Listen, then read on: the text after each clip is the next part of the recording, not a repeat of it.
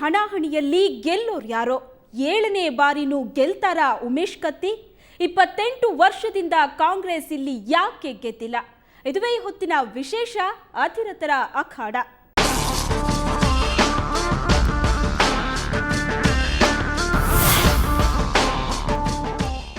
ಕುಂದಾನಗರಿ ಬೆಳಗಾವಿಯಲ್ಲಿ ಚುನಾವಣಾ ಕಣ ಬಿಸಿಯಾಗ್ತಾ ಇದೆ. ಜಿಲ್ಲೆಯ ಇತರೆ ಕ್ಷೇತ್ರಗಳಲ್ಲೂ ಅಭ್ಯರ್ಥಿಗಳು ಪ್ರಚಾರ ಮಾಡಿ ಮತದಾರನ ಮನವೊಲಿಸುವಲ್ಲಿ ಬ್ಯುಸಿಯಾಗಿದ್ದಾರೆ. ಇಲ್ಲಿರೋ ಪ್ರತಿಷ್ಠಿತ ಕ್ಷೇತ್ರಗಳ ಪೈಕಿ ಹುಕ್ಕೇರಿ ವಿಧಾನಸಭಾ ಕ್ಷೇತ್ರವೂ ಒಂದು. ಯಾಕಂದ್ರೆ ಇಲ್ಲಿ ಮತ್ತೊಮ್ಮೆ ಕತ್ತಿ ವರಸೆ ತೋರಿಸೋದಕ್ಕೆ ರೆಡಿಯಾಗಿದ್ದಾರೆ.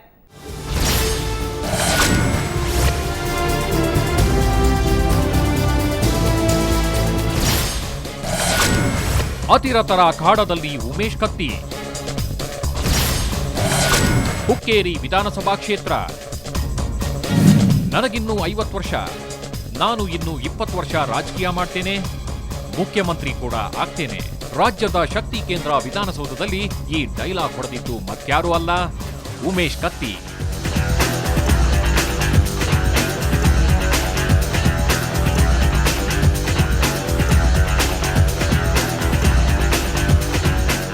ರಾಜ್ಯದ ಬಲಿಷ್ಠ ನಾಯಕರಲ್ಲೊಬ್ಬರು. ಹುಕ್ಕೇರಿಯಲ್ಲಿ ಕಣಕ್ಕಿಳಿದಿರುವ ಕತ್ತಿ ಪರಿವಾರ ಅರಭಾವಿ, ಗೋಕಾಕ, ಯಮಕನಮರಡಿ, ನಿಪ್ಪಾಣಿ, ಚಿಕ್ಕೋಡಿ, ರಾಯಬಾಗ, ಕುಡುಚಿ ಒಳಗೊಂಡಂತೆ ಇತರ ಕೆಲ ಕ್ಷೇತ್ರಗಳ ಮೇಲೆ ನಿರ್ಣಾಯಕ ಪ್ರಭಾವವನ್ನ ಬೀರಬಲ್ಲದು.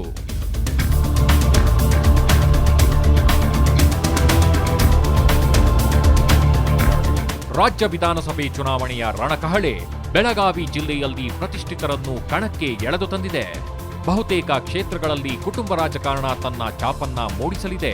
ಹೀಗಾಗಿ ಎದುರಾಳಿಗಳು ಇಲ್ಲಿ ಗೆಲ್ಲಲು ಹರಸಾಹಸವನ್ನೇ ಪಡಬೇಕು.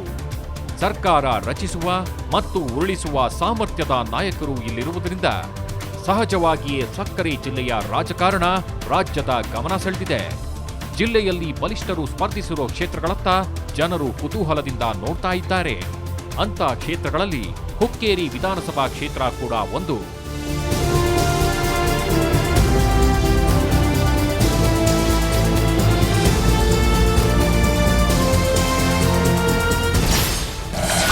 ಆರು ಬಾರಿ ಶಾಸಕರಾಗಿರೋ ಕತ್ತಿ. ಕ್ಷೇತ್ರದ ಅತ್ಯಂತ ಪ್ರಭಾವಿ ವ್ಯಕ್ತಿ. ಬಿಜೆಪಿ ಸರ್ಕಾರದಲ್ಲಿ ಸಚಿವರಾಗಿ ಸೇವೆ. 1983ರವರೆಗೆ ಕಾಂಗ್ರೆಸ್ ಹಿಡಿತದಲ್ಲಿದ್ದ ಈ ಕ್ಷೇತ್ರ ನಂತರ ಯಾವುದೇ ಪಕ್ಷದ ಭದ್ರಕೋಟೆಯಾಗದೆ ಕತ್ತಿ ಪರಿವಾರ ಇರುವ ಪಕ್ಷಕ್ಕೆ ಒಲಿಯುತ್ತಾ ಬಂದಿದೆ. ಪ್ರತಿ ಬಾರಿ ಒಂದೊಂದು ಹೊಸ ಚಿಹ್ನೆಯಿಂದ ಗೆದ್ದಿರೋರು ಸಚಿವ ಉಮೇಶ್ ಕತ್ತಿ.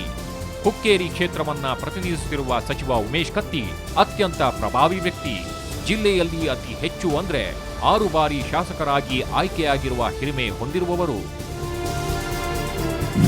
ಯಡಿಯೂರಪ್ಪ ನಮ್ಮ ನಾಯಕರು. ಯಡಿಯೂರಪ್ಪನ ಕರೆಗೆ ಹೋಗೊಟ್ಟು ನಾನು ಭಾರತೀಯ ಜನತಾ ಪಕ್ಷಕ್ಕೆ ಹೋಗಿದ್ದು ನಿಜ. ಆದರೆ ಇವತ್ತು ನನಗೇನು ಯಾರೂ ಕರೆದಿಲ್ಲ, ನಾನು ಎಲ್ಲೂ ಹೋಗ್ತಾ ಇಲ್ಲ. ಭಾರತೀಯ ಜನತಾ ಪಕ್ಷದಲ್ಲಿ ಒಳ್ಳೆಯ ಸರ್ಕಾರ ಕೊಟ್ಟಿದ್ದೀವಿ. 5 ವರ್ಷದಲ್ಲಿ ಜಗದೀಶ್ ಶೆಟ್ಟರ್ ನಾಯಕತ್ವದಲ್ಲಿರ್ತಕ್ಕಂಥ ಇವತ್ತಿನ ಸರ್ಕಾರ ಮತ್ತು ಅಭಿವೃದ್ಧಿ ಕಾರ್ಯಕ್ರಮಗಳನ್ನು ಮುಂದಿಟ್ಟುಕೊಂಡು ಜನರ ಕಡೆ ಹೋಗ್ತೀವಿ. ಜನ ಆಶೀರ್ವಾದ ಮಾಡ್ತಾರೆ, ಮತ್ತೊಮ್ಮೆ ಅಧಿಕಾರಕ್ಕೆ ಬರ್ತೀವಿ. ರಾಜ್ಯದಲ್ಲಿ ಬಿಜೆಪಿ ಅಧಿಕಾರಕ್ಕೆ ಬಂದ ಸಂದರ್ಭದಲ್ಲಿ ಜೆಡಿಎಸ್ನಿಂದ ಆರಿಸಿ ಬಂದಿದ್ದ ಅವರು ನಂತರ ಪಕ್ಷಾಂತರ ಮಾಡಿ ಸಚಿವರಾದರು. 7 ಬಾರಿ ಚುನಾವಣೆಯಲ್ಲಿ ಸ್ಪರ್ಧಿಸಿ 1 ಬಾರಿ ಮಾತ್ರ ಕಹಿ ಅನುಭವಿಸಿದ್ದಾರೆ. ಕಳೆದ 2 ದಶಕಗಳಲ್ಲಿ ವಿವಿಧ ಪಕ್ಷಗಳಿಂದ ಸ್ಪರ್ಧಿಸಿರೋ ಕತ್ತಿ ಈ ಬಾರಿ ಕಮಲ ಪಕ್ಷದಿಂದಲೇ ಅದೃಷ್ಟ ಪರೀಕ್ಷೆಗೆ ರೆಡಿಯಾಗಿದ್ದಾರೆ. ಕಳೆದ ಉಪಚುನಾವಣೆಯಲ್ಲಿ ಭಾರೀ ಗೆಲುವು ಸಾಧಿಸುವ ಮೂಲಕ ಕತ್ತಿ ಬಿಎಸ್ವೈ ಸಚಿವ ಸಂಪುಟದಲ್ಲಿ ಸಚಿವರಾದರು.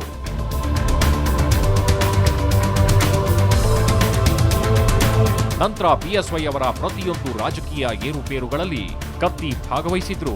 ಇದೀಗ ಬದಲಾದ ರಾಜಕೀಯ ಪರಿಸ್ಥಿತಿಯಲ್ಲಿ ಬಿಎಸ್ವೈ ಅವರ ನೂತನ ಪಕ್ಷ ಕೆಜೆಪಿಗೆ ಸೇರುವುದಿಲ್ಲ ಎನ್ನುವ ಮೂಲಕ ಕತ್ತಿ ಸಮಯ ಸಾಧಕ ಬುದ್ಧಿಯನ್ನು ಪ್ರದರ್ಶಿಸಿದ್ದಾರೆ.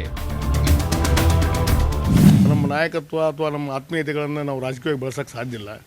ರಾಜಕಾರಣ ಅವ್ರ ನಾಯಕತ್ವ ಅಥವಾ ಆತ್ಮೀಯತೆಗಳನ್ನ ಹಂಚ್ಕೋಬೇಕಾದ ಸಂದರ್ಭದಲ್ಲಿ ಹಂಚ್ಕೋತೀವಿ. ಭಾರತೀಯ ಜನತಾ ಪಕ್ಷ ಒಳ್ಳೆಯ ಕಾರ್ಯಕ್ರಮ ಕೊಟ್ಟಿದ್ದೀವಿ. ಆ ಕಾರ್ಯಕ್ರಮ ಮುಖೇನ ಜನರ ಹತ್ರ ಹೋಗ್ತೀವಿ, ಜನ ಆಶೀರ್ವಾದ ಮಾಡ್ತಾರೆ. ಮತ್ತೊಮ್ಮೆ ಜಗದೀಶ್ ಶೆಟ್ಟರ್ ನಾಯಕತ್ವದಲ್ಲಿ ಸರ್ಕಾರವನ್ನು ರಚನೆ ಮಾಡ್ತೀವಿ. ಉಮೇಶ್ ಕತ್ತಿ ಭದ್ರಕೋಟೆ ಹುಕ್ಕೇರಿ. ಇಲ್ಲಿ ಪಕ್ಷಕ್ಕಿಂತ ವ್ಯಕ್ತಿ ಮುಖ್ಯ. ಪ್ರತ್ಯೇಕ ರಾಜ್ಯದ ಹೇಳಿಕೆ ನೀಡುವ ಮೂಲಕ ಉಮೇಶ್ ಕತ್ತಿ ರಾಜ್ಯದಲ್ಲಿ ಸುದ್ದಿ ಮಾಡಿದ್ರು. ಸಂಘಟನೆಗಳ ಕೆಂಗಣ್ಣಿಗೆ ಗುರಿಯಾಗಿದ್ರು. ಅದೇನೇಗಿದ್ರು ತಾಲೂಕಿನಲ್ಲಿ ಕತ್ತಿ ಬಹಳ ಪ್ರಭಾವಿ ನಾಯಕ. ಪಕ್ಷದ ಹೆಸರು ಇಲ್ಲಿ ನಗಣ್ಯ. ಹಿಡಿದ ಕೆಲಸ ಮಾಡುವ ಛಲವಿದೆ. ಇದುವೇ ಅವರಿಗೆ ಶ್ರೀರಕ್ಷೆ. ಪಕ್ಷಕ್ಕಿಂತ ತಮ್ಮ ವರ್ಚಸ್ಸು. ಚುನಾವಣೆಯಲ್ಲಿ ಕೆಲಸ ಮಾಡ್ತಿದೆ ಎಂಬ ಹುಮ್ಮಸ್ಸಿನಿಂದ ಬೀಗುತ್ತಿರುವ ಕತ್ತಿ ನನಗೆ ಬೇಕಾದ ಪಕ್ಷದವರು ಟಿಕೆಟ್ ನೀಡ್ತಾರೆ, ಯಾರಿಗೂ ನನ್ನನ್ನು ಸೋಲಿಸಲು ಸಾಧ್ಯವಿಲ್ಲ ಅಂತ ಬಹಿರಂಗವಾಗಿಯೇ ಹೇಳಿಕೊಳ್ತಿದ್ದಾರೆ.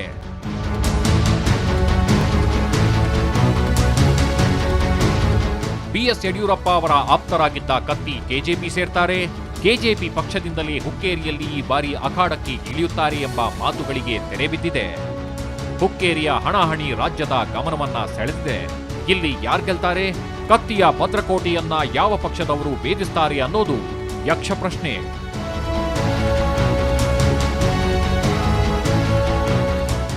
ಕಳೆದ ಬಾರಿಯ ಉಪಚುನಾವಣೆಯಲ್ಲಿ ಏನಾಗಿತ್ತು? ಕಾಂಗ್ರೆಸ್ ಇಲ್ಲಿ ಯಾಕೆ 28 ವರ್ಷಗಳಿಂದ ಗೆಲುವನ್ನ ಸಾಧಿಸೋದಕ್ಕೆ ಆಗಿಲ್ಲ ಅನ್ನೋದನ್ನ ತಿಳಿಯೋಕ್ಕೂ ಮೊದಲು ಒಂದು ಚಿಕ್ಕ ಬ್ರೇಕ್.